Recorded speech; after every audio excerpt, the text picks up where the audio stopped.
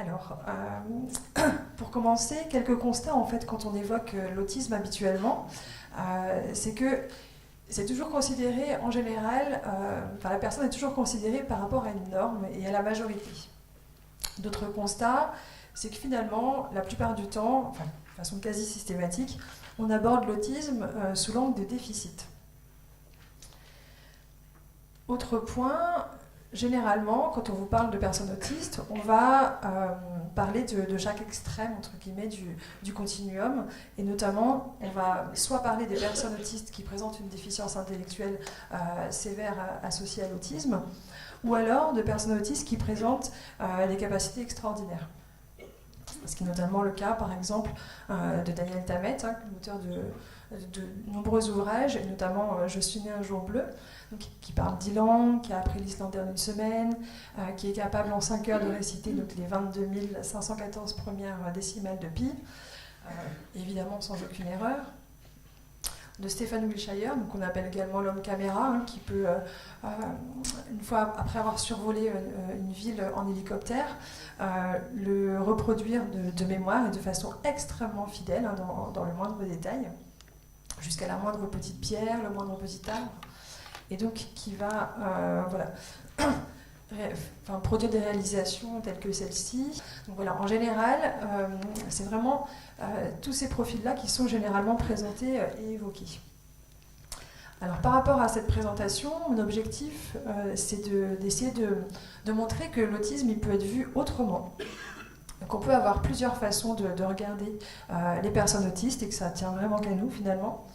Et puis qu'on puisse adopter une approche positive de l'autisme. Alors, mon propos, il n'est certainement pas de minimiser, encore une fois, les difficultés que présentent les personnes autistes. Je vais les évoquer, bien sûr. Mais dans la mesure où on essaye et qu'on souhaite favoriser l'insertion dans la société, et notamment l'insertion professionnelle, puisque c'est l'objet de ce colloque, c'est aussi très important, à mon sens, de venir valoriser les points forts de ces personnes qui sont des compétences que nous-mêmes, personnes dites neurotypiques, n'avons pas la plupart du temps. Alors, par rapport à ça, donc, je vais évoquer une classification, donc le DSM-5. Alors, pourquoi est-ce que j'évoque cette classification américaine? D'habitude, on parle de la CIM-10 qui a cours en France. Eh bien parce que cette classification américaine, elle mentionne les particularités sensorielles, notamment dans sa dernière version, ce qui n'est pas le cas de la CIM. Mais on va revenir après. Alors à l'heure actuelle, on parle de dyade, là où avant on parlait de triade de difficultés, et donc les classifications, elles vont dresser une liste de symptômes qu'on va essayer de rechercher. Alors toutes les personnes autistes, bien sûr, ne présentent pas toute cette liste de symptômes, mais c'est ce qu'on va essayer de retrouver. Et donc, on va essayer de regarder des difficultés, notamment donc, dans deux types de catégories de troubles, les troubles de la communication sociale et ce qu'on appelle les intérêts restreints et stéréotypés. Et donc, comme je le disais, les particularités sensorielles également qui sont à rechercher et qui sont maintenant incluses dans les critères diagnostiques. Le DSM-5 inclut également les niveaux de sévérité, mais je n'en parlerai pas. Alors, par rapport à ces critères-là, donc on va regarder s'il y a des difficultés persistantes au niveau de la communication et des interactions sociales. Et donc, on recherche des difficultés de réciprocité au niveau émotionnel. Donc on va regarder s'il y a des difficultés pour initier ou pour répondre socialement lors des interactions. Est-ce que la personne est capable de converser? Et généralement, on va voir qu'il y a aussi des difficultés dans ce domaine-là. Des difficultés également pour partager ses intérêts sur différents domaines, que ce soit au niveau du travail ou personnel, et également de partager ses émotions, ses états émotionnels. On parle également de déficit, c'est bien noté comme tel dans le DSM, dans la communication non verbale.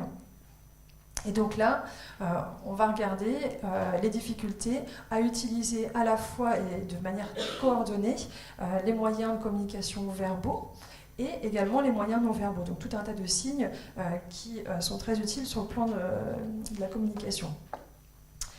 L'intégration aussi de moyens verbaux au niveau du contexte, donc de l'adaptation. Et des difficultés donc, à utiliser et comprendre notamment le contact visuel, à utiliser des gestes aussi au niveau de la communication, et des difficultés sur le plan des postures.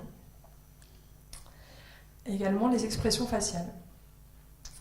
Alors, on peut également trouver les difficultés à maintenir et à comprendre donc des relations sociales appropriées pour l'âge, et également adapter son comportement à différents contextes sociaux. À partager le jeu symbolique et imaginaire avec les autres, donc ça c'est des choses qu'on retrouve très souvent chez les petits, et donc une absence manifeste d'intérêt pour les autres. Alors ça, c'est la version DSM. Il y a d'autres façons de voir la personne autiste, de voir les personnes autistes, et notamment Carol Gray et Tony Attwood, eux, ils proposent en fait d'autres critères pour poser le diagnostic, et notamment, ils l'évoquent sous l'angle d'un avantage qualitatif au niveau des interactions sociales, avec une relation avec les pairs qui, elle, est caractérisée par une loyauté absolue. Et c'est vrai que ce sont des compétences et des forces qu'on retrouve chez énormément de personnes autistes. Une capacité à prendre les autres tels qu'ils sont. Le fait de dire ce que la personne pense, quel que soit le contexte social ou les convictions personnelles. La capacité à poursuivre son idée même en présence de contradictions apparentes. Le fait de rechercher un auditoire ou des amis capables de s'enthousiasmer pour des sujets d'intérêt très particuliers, même si ce ne sont pas des sujets classiquement abordés dans les interactions habituelles. Le fait d'écouter les autres sans jugement ou supposition continuelle, ce que nous, neurotypiques, faisons très très souvent. Le fait d'éviter les conversations sans intérêt ou superficielles. Et de rechercher des amis sincères, positifs et avec un bon sens de l'humour. Donc voilà une partie des critères proposés par Tony Attwood et Carol Gray. Alors, d'autres critères, c'est le fait de parler couramment l'aspergeois, un langage social caractérisé par au moins 3 des traits suivants. Donc une volonté déterminée de recherche de la vérité, une conversation qui est totalement exempte de sens caché ou de motivation inavouée, et un vocabulaire développé et un intérêt pour les mots. Enfin, une fascination pour l'humour basée sur les mots comme les jeux de mots. Alors, on revient au DSM-5, donc qui lui continue de dresser une liste de symptômes et de difficultés, et notamment les comportements restreints et stéréotypés qu'on doit retrouver pour poser le diagnostic. Et donc là, on a souvent une utilisation de mouvements répétitifs et stéréotypés. Alors, sur le plan du langage, on peut retrouver donc des écholalies, des répétitions, soit différées ou immédiates, des phrases idiosyncrasiques, donc finalement un vocabulaire qui est développé un petit peu pour soi, des propos stéréotypés, et très fréquemment des alignements d'objets, etc. On retrouve également donc une insistance sur la similitude, sur la routine et les rituels verbaux ou non verbaux, donc avec des pensées rigides, des rituels, des problèmes de transition. Donc voilà, là encore, un abord de l'autisme finalement très très négatif.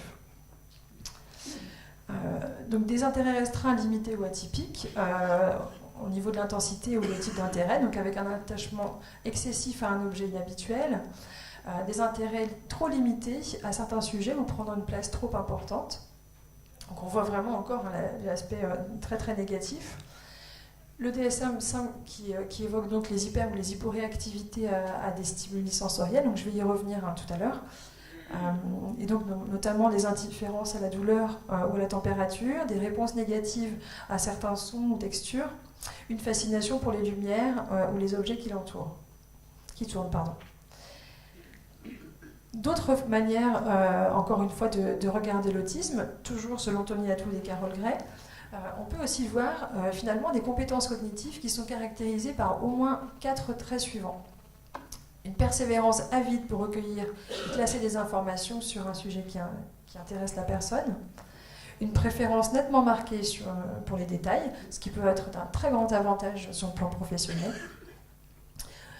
une perspective originale, parfois unique dans la façon d'aborder les problèmes, une mémoire exceptionnelle et ou un rappel de détails souvent ignorés par les autres personnes, de la suite dans les idées, une connaissance encyclopédique sur un ou sur plusieurs sujets, et des valeurs claires, et notamment des décisions qui ne sont pas influencées par des facteurs politiques ou financiers.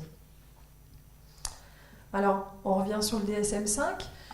Ce qu'il faut également pour poser le diagnostic, c'est que ces symptômes soient présents depuis la petite enfance, mais il est possible qu'ils se manifestent pleinement, donc seulement au moment où les demandes sociales dépassent les capacités individuelles. Et des symptômes qui doivent altérer le fonctionnement quotidien des personnes. D'autres traits additionnels peuvent être proposés quand on a un autre regard, et notamment celui de Tony Attwood, c'est une sensibilité aiguë à des expériences ou des stimulations sensorielles spécifiques. Donc finalement de voir les particularités sensorielles sous un autre angle. Une capacité à se distinguer dans des sports individuels ou des jeux, notamment ceux faisant appel à une précision visuelle ou à l'endurance. Ce sont des un héros social, donc méconnu avec un optimisme confiant, victime fréquente des faiblesses sociales et autres, tout en restant confiant dans la possibilité des amitiés véritables. Une probabilité plus élevée que la population générale à faire des études supérieures, et le fait de s'occuper souvent de ceux qui ont un développement atypique. Alors, voilà les deux façons finalement de regarder l'autisme, soit sous l'angle du DSM-5, alors qui est très utile, bien sûr. Pour autant, on peut très bien voir les personnes d'une toute autre manière et se concentrer finalement sur les forces de la personne autiste. Et puis, si on peut porter un autre regard sur l'autisme, on peut aussi porter un autre regard sur les neurotypiques. Et d'ailleurs, les personnes autistes ne s'en gênent pas, elles ont bien raison. Et certains évoquent, un syndrome neurotypique. Alors, la définition serait qu'il s'agirait d'un trouble neurobiologique, caractérisé par un souci de préoccupation sociale, de délire de supériorité et d'obsession de conformité. Et c'est tout à fait possible de nous voir de cette manière-là. Alors, les symptômes, puisqu'on parle de symptômes dans l'autisme, on peut aussi parler de symptômes pour les neurotypiques. Excusez-moi. Le fait de penser que leur expérience du monde est soit la seule, soit la bonne. Le fait d'avoir beaucoup de mal à rester seul. D'être souvent très intolérant à l'apparence des différences mineures chez les autres personnes. D'avoir du mal à communiquer directement, et beaucoup de personnes neurotypiques ont une incidence beaucoup plus élevée que les personnes autistes au mensonge. Ce qui n'est pas forcément un atout.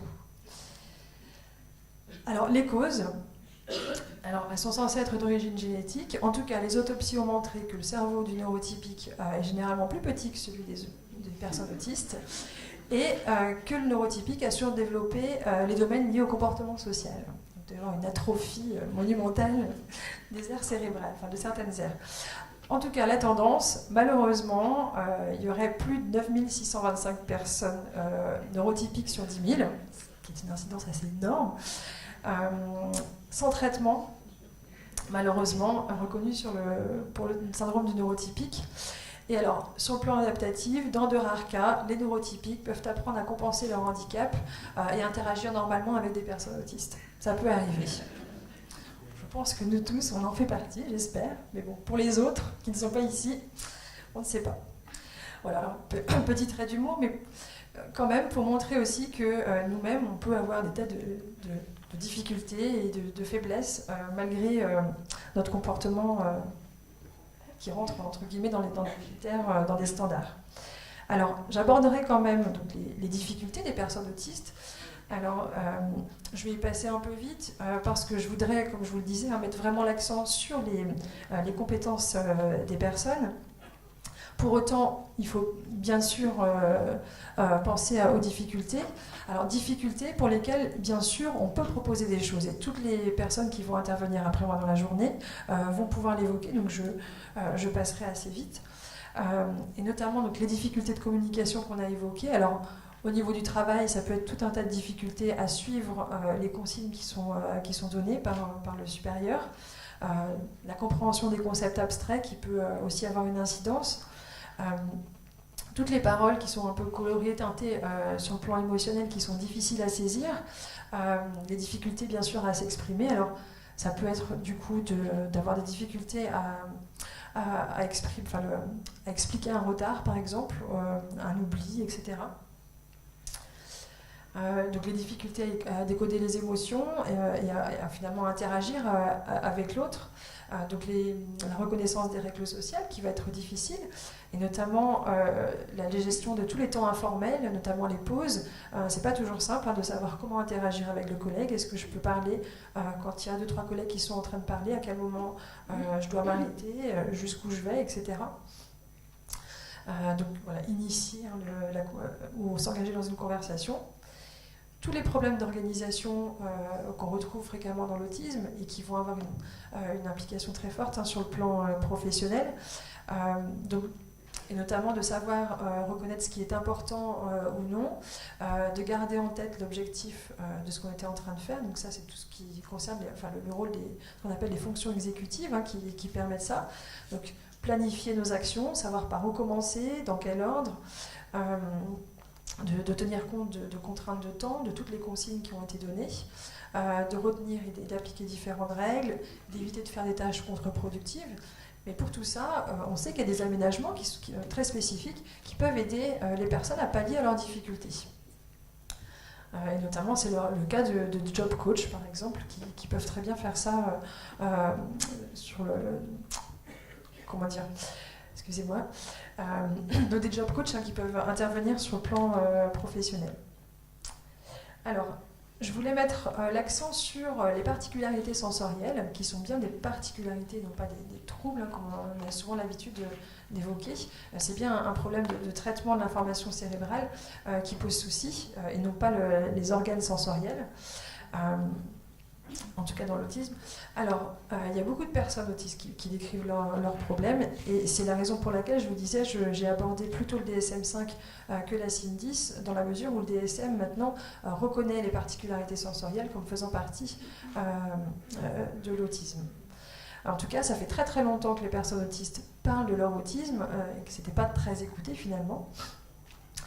Et elles le décrivent vraiment comme un aspect très très important de leur vie. Et en tout cas, ce qu'on en sait, même si on n'en sait pas encore grand-chose, c'est que finalement, leur système sensoriel, il ne fait pas forcément bien le tri dans les informations qui parviennent au cerveau. Et en tout cas, ces particularités sensorielles, elles concernent tous les sens. Alors, les experts de naissance vont parler de surstimulation très fréquente. Ils évoquent des raz-de-marée de sensations qui viennent les envahir finalement.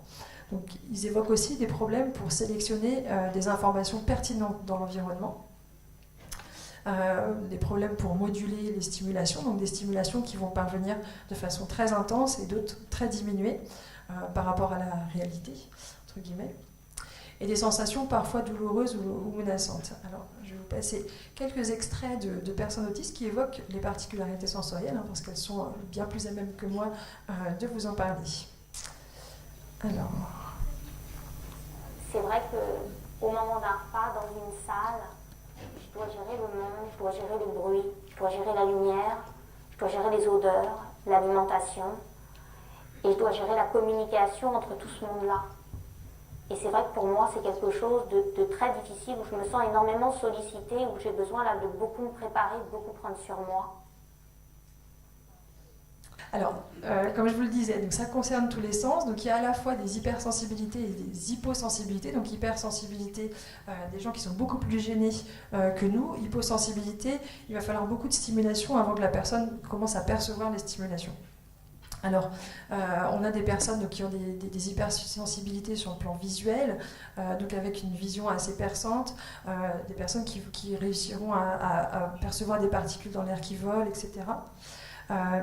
L'hypersensibilité auditive, qui est très très connue, qui est très fréquente. Donc, Paul Grandin, elle parle d'un amplificateur de son qui est réglé au maximum.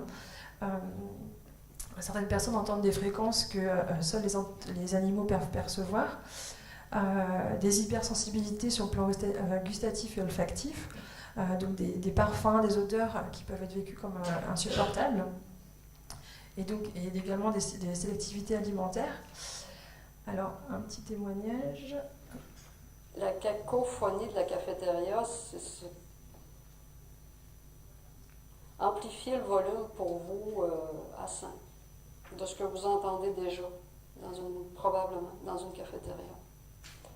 Et ça va vous donner une idée de tout ce que ça Ça apporte. Surtout que on n'arrive pas à choisir ce qui va rentrer. Hein. Ça fait que ça rentre n'importe comment et tout rentre en même temps, on dirait. Fait que ça fait mal. Ça fait mal aux oreilles. Et ça fait mal aux yeux des fois quand ça bouge trop. Parce que vu le temps, je raccourcis un petit peu. Des hypersensibilités sur le plan tactile, qui sont également très fréquentes chez les personnes autistes et qui peuvent avoir une incidence également sur le plan professionnel. Des hypersensibilités sur le plan vestibulaire, donc au niveau du sens de l'équilibre, également au niveau proprioceptif, donc avec des personnes qui vont avoir des postures assez particulières.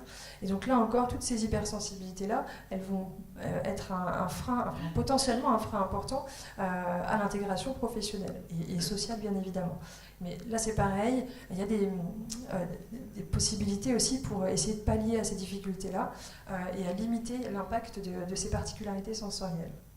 Alors, les hyposensibilités, donc on en a également au niveau de tous les sens. Donc, au niveau visuel, des personnes qui vont avoir beaucoup plus de mal à percevoir les détails des objets. Au niveau auditif, le fait d'aller chercher un peu plus les sons. Des hyposensibilités gustatives et olfactives. Au niveau tactile également, on peut avoir des difficultés à ressentir la douleur, la température, et également au niveau vestibulaire et proprioceptif. Alors, juste un petit... Moi, si on me touche, il y a des chances que j'entende plus. Je rentre l'information là et je vais aller la connecter à l'intérieur. Je vais aller connecter mon ouïe par l'intérieur une fois que le visuel a rentré la première donnée.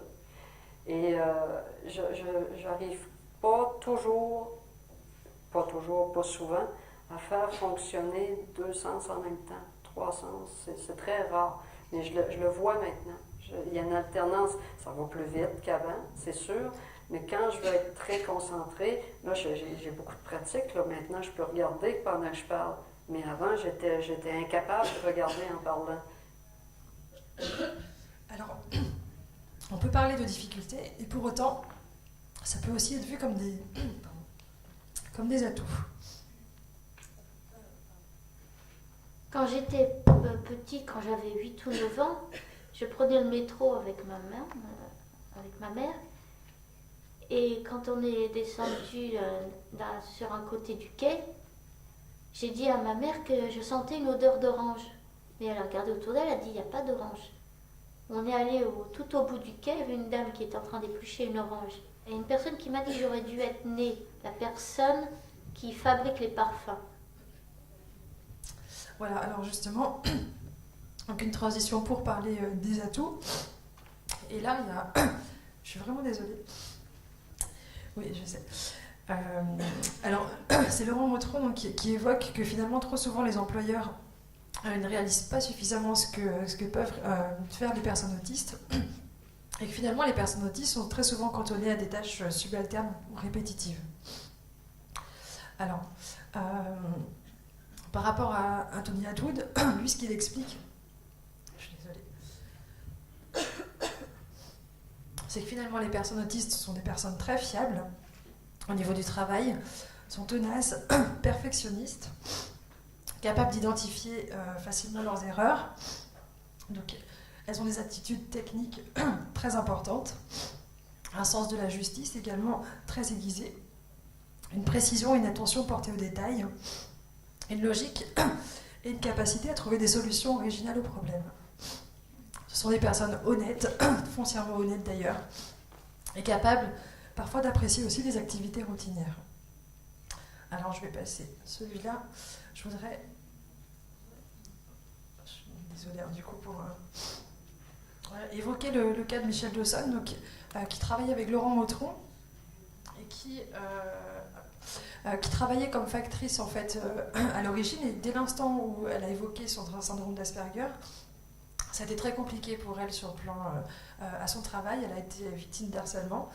Elle a rencontré Laurent Motron, qui l'a accueilli dans son équipe et qui en a été très content parce que finalement son autisme s'est révélé être un véritable atout au niveau de ses recherches.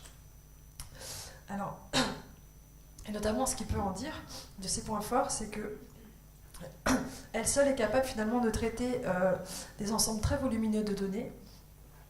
Elle a une mémoire exceptionnelle qui lui permet de bien se rappeler des articles lus de façon très précise. Et souvent, elle arrive vraiment à voir ce qui échappe finalement aux personnes dans les articles scientifiques.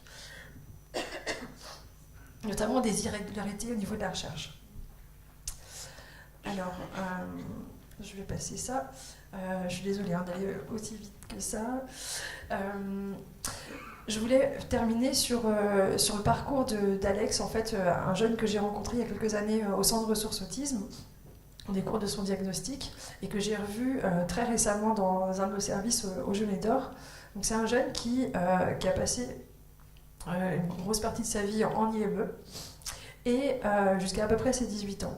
18 ans, ça correspond au moment où on l'a vu au CRA en diagnostic, et où on a pu réaliser une évaluation fonctionnelle. Donc une évaluation de ses compétences et de ses difficultés, bien sûr. Alors c'est un jeune qui a un intérêt très très marqué pour les moteurs depuis tout jeune, et qui au domicile démontait et remontait à peu près tous les moteurs à la maison, de la machine à laver, etc. Enfin, à peu près tout. Donc le diagnostic est posé, et donc je participe à l'évaluation neuropsychologique de ce jeune. Et ce qu'on voit, c'est que il n'y a pas de déficience intellectuelle, donc sa place en IME, elle pose question. Et puis, il n'a pas forcément non plus un niveau très très élevé, il était à peu près aux alentours de 80 de QI. Mais en tout cas, il arrête l'IME. Les parents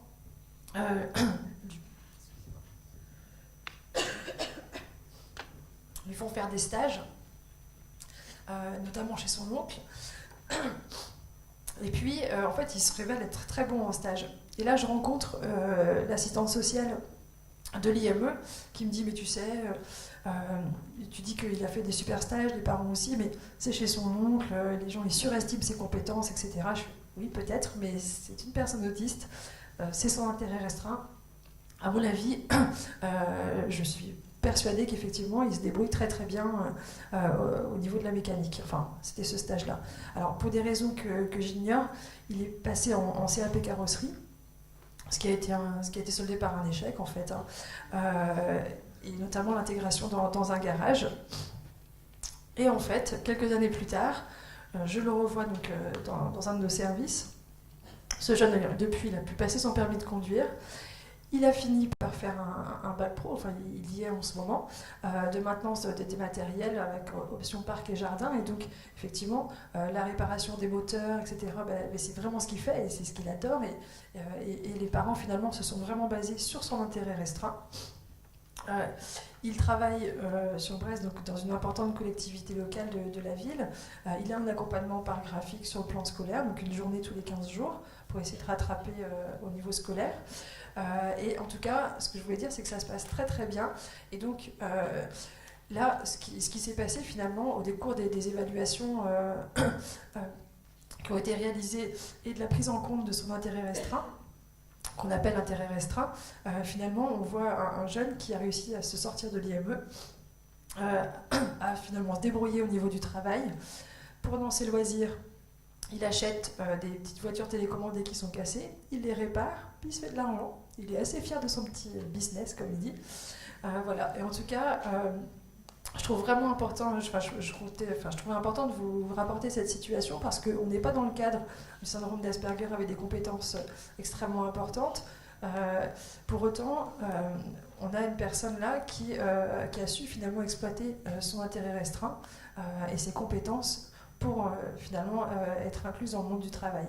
Et juste une petite phrase en conclusion, je suis désolée d'avoir coupé comme ça, de Michel Dawson, ce n'est ni l'intelligence ni les habiletés qui manquent aux autistes, ce qui est rare, ce sont les opportunités qu'on leur donne d'avoir une bonne vie et un travail, d'être autonome et responsable, de contribuer à la société plutôt que de dresser sans cesse des obstacles devant eux. Voilà. Merci.